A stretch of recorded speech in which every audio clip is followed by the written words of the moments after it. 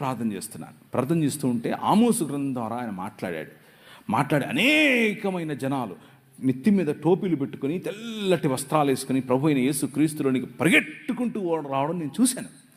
నా దర్శనంలో చూశాను. ప్రభు అన్నాడు, నువ్వు ఇందోర్ అనే పట్టణానికి వెళ్ళాలి అన్నాడు. ఇందోరా ఏంటిది? నేను ఎప్పుడు ఇంగ్లా, ఆ ఊరు ఎక్కడ ఉంటుందో నాకు తెలియదు.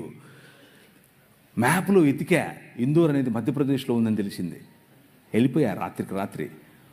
ఒక బ్యాగ్ తీసుకుని దాంట్లో 2 సొక్కాలు 2 ప్యాంట్లు వేసుకుని వెళ్ళిపోయా. ఏమో ఎచ్చులుగా వెళ్ళిపోయా. అక్కడ చూసి చలి, అక్కడికి వెళ్ళిపోతే రైల్వే స్టేషన్లోనే ఉండాల్సి వచ్చింది. నాకు ఎవరు తెలియదు అక్కడ. 3 రోజులు 3 రాత్రుళ్ళు రైల్వే స్టేషన్లోనే ఉన్నాను.